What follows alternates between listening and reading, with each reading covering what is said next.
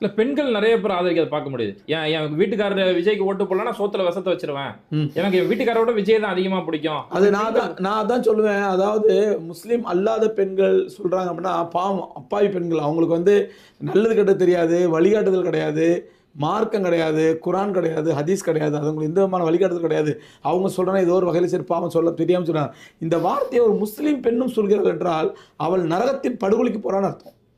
நரகத்தின் படுகொலிக்கு போறா. தன்னுடைய ஈமானை பாழாக்கி தன்னுடைய கணவனுக்கு இணையாக விஜயை ஹராமாக்கி ஹராமான அதாவது மனோரீதியாக விபச்சாரம் பண்ணிட்டாவோ. உடல் ரீதியாக செய்யலே தவிர மனோரீதியாக என்னுடைய புருஷனோட எனக்கு விஜய் தான் ஒருத்தன் பிடிக்கணும் ஒரு முஸ்லீம் பெண் சொல்வாள். ஏனால் அவள் அல்லாவுடைய பார்வையில் மனோரீதியாக விபச்சாரம் செய்து விட்டாள். அப்படிதான் சொல்லணும். அதனால முஸ்லீம் பெண்கள் வெறும் இந்த சினிமா கவர்ச்சிங்கிறத பார்த்து அல்லது இளைஞர்கள் வெறும் இந்த சினிமா கவர்ச்சிங்கிறத பார்த்து நீங்கள் மயங்கிடாதீங்க. இது வந்து அவருக்கு ஒரு சான்ஸ் கொடுத்து பார்ப்போமே, அவர் ஒரு மாற்றத்தை கொண்டு வரன்னு சொல்கிறாரு, நம்ம காலகாலமாக திமுகவுக்கும் அண்ணா திமுக மாற்றி போட்டு சலிச்சு போயிட்டோமே, அவருக்கு ஒரு சான்ஸ் கொடுக்கலாமே அப்படிங்கிற நினைக்கிற அளவுக்குலாம் எந்த தகுதியும் விஜய்கிட்ட கிடையாது. ஏன்னா முழுக்க அவன் குறிப்பாக அவனுடைய உள்நோக்கத்திற்கு முழுமையான ஒரு ஆதரவாக வந்தது தான் ஆதாரமாக வந்தது தான் இந்த ஜனநாயகத்துடைய பட ரிலீஸுங்கிறது. அதனால் வந்து முழுக்க பிஜேபியினுடைய பி டீம் சி டீம்லாம் இல்லை, பிஜேபியுடைய மெயின் டீமே அவன் அவன்கிட்ட ஆயிரக்கணக்கான கோடி பணம் இருக்குது. அந்த பணத்தை காப்பாற்றணும். பிஜேபி தமிழ்நாடு இது நான் சொல்லலை. வடநாட்டில் உள்ள உலமாக்கள், லக்னோவில் உலமாக்கள், தேவபந்து உலமாக்கள், இப்போ மூத்த மார்க்க அறிஞர்கள் அவங்களாம் சொல்கிறாங்க. அவங்க தமிழ்நாட்டு அரசியல் ஆழமாக பார்க்குறாங்க. வடநாட்டில் உலமாக்கள் சமீபத்தில் ஒரு உலமாக்கள் டீம் போய் தேவபந்துக்கு போயிட்டு இருந்தாங்க. அங்கே முக்கியமான உலமாக்களை பார்த்துருந்து என்கிட்ட சொன்னாங்க, அசத்து நீங்கள் விளங்கி வச்சிருக்கிறத விட ரொம்ப தெளிவாக அந்த உலமாக்கள் விளங்கி வச்சிருக்காங்க. தமிழ்நாட்டு அரசியலை பற்றி தெளிவாக என்கிட்ட சொல்கிறாங்க. என்ன சொல்கிறாங்க, விஜய்லாம் வந்து முழுக்க பிஜேபியால் உருவாக்கப்பட்டவன் தான். ரஜினிகாந்தை வச்சு கேம் விளையாடலான்னு பார்த்தாங்க. ரஜினிகாந்த் கொரோனாவை காட்டி தன் உடல்நிலை காட்டி தப்பிச்சுக்கிட்டாரு. இப்போ அடுத்து மாட்டினோம் வந்து விஜய். அதாவது விஜய் வச்சு உள்ளவர் நினைக்கிறான். இனிமேலும் தமிழக உலமாக்கள் தூங்காதீங்க. இந்த விஷயத்தில் வந்து தமிழக உலமாக்களும் அசல்ட்டாக இருக்காதீங்க, கவனக்குறைவாக இருக்காதீங்க. விஜய்க்கு எதிராக நீங்கள் பெரிய அரசியல் காலம் தமிழக உலமாக்கள் காணணும் அப்படின்ட்டு சொல்லி அனுப்பியிருக்காங்க. அந்த மாதிரி இதை பாமர மக்கள் புரிஞ்சுக்கிறாங்களோ இல்லையோ, எங்களை மாதிரி ஆளுங்க சொல்கிறது கேட்டால் புரிஞ்சுக்கணும். இல்லைன்னா விஜய்க்கு நமக்கு என்னங்க வன்மம், விஜய்க்கு நமக்கு என்ன வன்மம்? விஜய் எந்த இல்லை திரிஷாவோட தப்பானது எந்த அரசியல்? திரிஷாவோட நடிகையோட தப்பான தொடர்பு வைக்கல. எந்த அரசியலில் தான் சுத்தம்? இல்லை அவன் வந்து வருமான வரி ஏமாத்துறான், எந்த அரசியலில் தான் ஏமாத்தல? நம்ம அதெல்லாம் பார்க்கவே இல்லை. விஜய் வந்து ஒழுக்கத்தில் கேடு கட்டவன், அவன் வந்து பெண்களை வந்து ஆபாசமாக நடித்தான், அசிங்கமாக நடித்தான். எந்த நடிகை நடிக்கலை?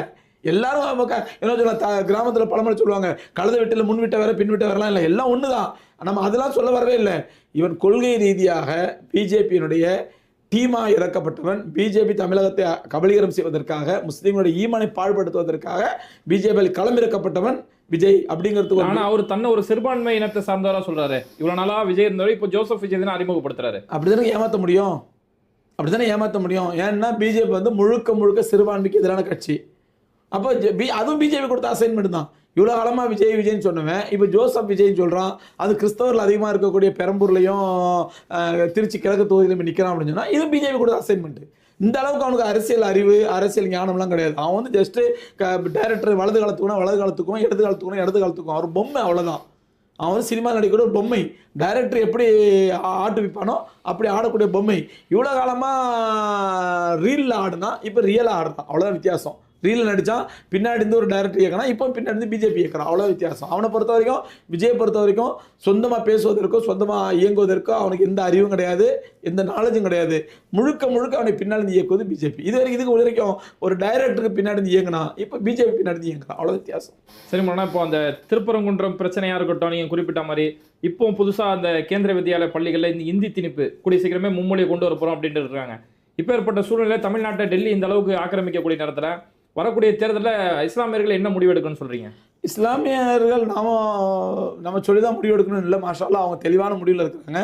ஒரு சில மார்க்கம் தெரியாத, இஸ்லாம் தெரியாத, மார்க்கம் தெரியாத, கல்லூரியில் கல்லூரி படிப்பை மட்டும் படித்து ஃப்ரெண்ட்ஸோட என்ஜாய் பண்ணிக்கிட்டு ஊர் சுற்றிக்கிட்டு தண்ணி அடிச்சுக்கிட்டு கஞ்சா அடிச்சுக்கிட்டு இருக்கக்கூடிய முஸ்லீம் பேர்தாங்கி இளைஞர்கள் இனிமேலா தௌபா செய்யுங்க. உங்களுடைய நல்லொழுக்கத்தை கற்றுக்கிட்டு நம்முடைய ஈமான், அல்லாஹ் கொடுத்த ஈமான் முக்கியம் நினைங்க. அந்த ஈமானை பாதுகாக்க வேண்டும் என்றால் இங்கே திமுக தான் ஆதரிச்சாகணும். ஏன்னு சொன்னால், இல்லைன்னு சொன்னால் அது ஏடிஎம்கே, திமுக மாற்றி ஏடிஎம்கே கபலீகரம் பண்ணிட்டான். அடுத்து மாற்றா நினைக்கக்கூடிய கட்சி டிவிக்கே மறைமுகமாக கபலீகரம் பண்ணிட்டான். வேறு வழியே இல்லை முஸ்லீம்களுக்கு. அப்போ இங்கே வந்து நான் திரும்ப திரும்ப அதான் சொல்கிறேன். எனக்கு இப்போ ஸ்டாலினை பற்றி பேசணும்னு சொன்னால் 1 மணி நேரம் விமர்சனம் எடுத்து வைப்பேன் ஸ்டாலின் மேலே. உதயநிதி ஸ்டாலின் மேலே 2 மணி நேரம் விமர்சனம் எடுத்து வைப்பேன். திமுக செஞ்ச ஊழலை பேசுவேன்னா 3 மணி நேரம் உட்காந்து பேசுவேன். இப்போ எனக்கு நான் திமுகவுடைய கைக்கூலியோ இல்லை திமுக எனக்கு காசு கொடுத்தோ இல்லை, திமுக பற்றி ஆயிரக்கணக்கான விமர்சனங்கள் இருக்குது. அந்த விமர்சனங்களுக்கெல்லாம் அப்பாற்பட்டு தான் சொல்கிறேன், இந்த எலெக்ஷன் ஒரு ஊழல்வாதியை ஒதுக்குறதுக்கோ அல்லது வந்து ஒரு அரசியல்வாதியை நல்ல ஆட்சியாளர் தேர்ந்தெடுப்பதற்கோ அல்லது ஒரு மாற்று வேணுங்கிறதுக்காண்டியோ அல்லது வாய்ப்பு கொடுத்தா பார்க்கலாமே அப்படிங்கிற சூழ்நிலை அல்ல.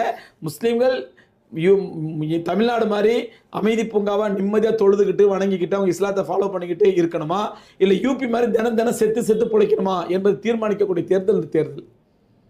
அதனால தான் முஸ்லீம்களை சொல்கிறோம், முஸ்லீம்களே இது நாம் ஈமானோடு வாழ வேண்டியதான் முக்கியம். இல்லைன்னு சொன்னால் இன்னைக்கு யூபியில் வந்து நினச்ச நேரத்தில் நினச்ச பள்ளியாசல் இடிக்கிறோம். 300 வருஷம் பள்ளியாசலை போன வாரம் இடிச்சுவிட்டு யோகி டிக்ளேர் பண்ணுறான். ஏன்னா கண்ட இடத்துல பள்ளியாசல் கூட உங்கள் அப்பா வீட்டு சொத்தா இது, கண்ட இடத்துல பள்ளியாசல் கூட உங்கள் அப்பா 300 வருஷமாக இருக்குது பள்ளியாசல்.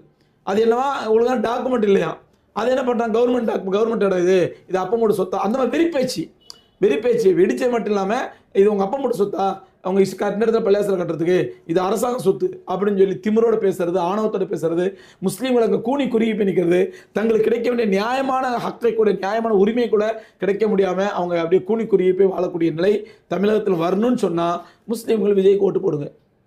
இல்லையா தயவு செஞ்சு நான் குறிப்பாக முதியவர்களால் வந்து பெரியவங்களாம் தெளிவாக இருக்கிறாங்க, இளைஞர்களை தான் நான் சொல்கிறேன், தயவு செஞ்சு நீங்கள் முஸ்லீம்களாக வாழுங்க, மோமிங்களாக வாழுங்க. நம்ம ஒரு அற்பமான ஒரு சினிமா கவர்ச்சிக்கு பயந்து ஆசைப்பட்டு அவனுடைய சினிமா மோகத்துக்கு ஆசைப்பட்டு அவன் கையங்காலையும் ஆட்டுறதை பற்றி ஏமாந்து நம்ம ஈமானை இழந்துடக்கூடாது என்பதுதான் முஸ்லீம் இளைஞர்களுக்கு நான் வைக்கக்கூடிய தாழ்மையான வேண்டுகோள். சரிங்க மோனா, இந்த ஒரு குறுகிய நேரத்தில் தமிழ்நாடு அரசியல் சம்பந்தமான பல்வேறுபட்ட நிகழ்ச்சியில் தெளிவுபடுத்துறீங்க. நிகழ்ச்சியில் கலந்துட்டு ரொம்ப நன்றி. கண்டிப்பாக அடுத்த நிகழ்ச்சியில் சந்திப்போம். அஸ்ஸலாமு அலைக்கும். வலைக்கம் வரஹ்மத்துல்லாஹி வபரகாத்துஹு.